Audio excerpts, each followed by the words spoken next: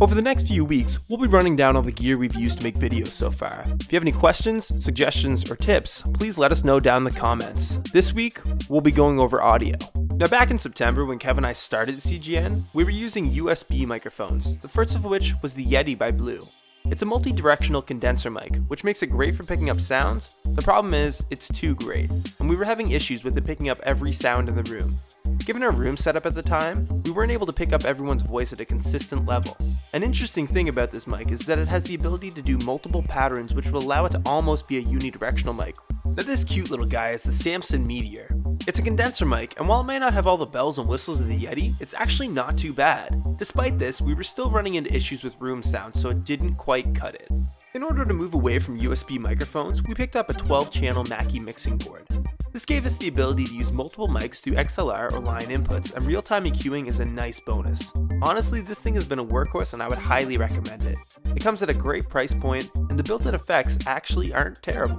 With our new mixer, Kev was then able to use his Apex 381, which is a unidirectional mic, just like what most singers would use on stage. It's a dynamic hypercardioid, which means it picks up a very small cone of sound. So now that Kev was using his own mic, I had to use my Rode NTK. This is a tube condenser mic, and by far the fanciest and most expensive mic I own. So honestly, I really didn't want to use it because I was afraid we'd spill beer on it or something like that.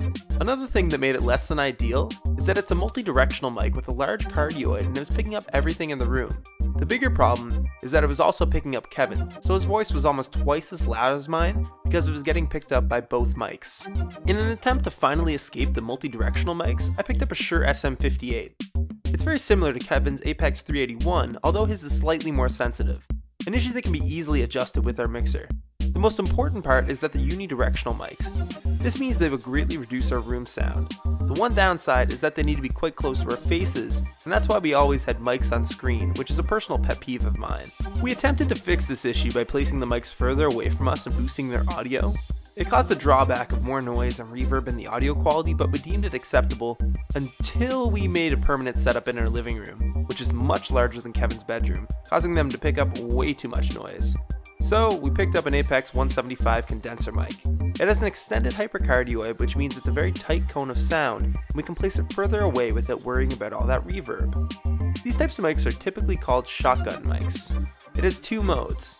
We usually use tele, which is great at picking up sound from a distance, but I'm actually currently using the normal mode for this voiceover right now. So there it is, all our audio gear and the story of why we're using what we're using now. Thanks for watching and I hope you enjoyed this video.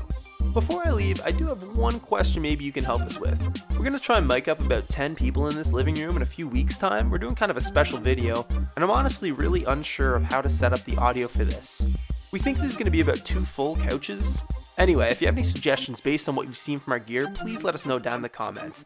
Thanks again, and let us know if you're interested in seeing more videos like this.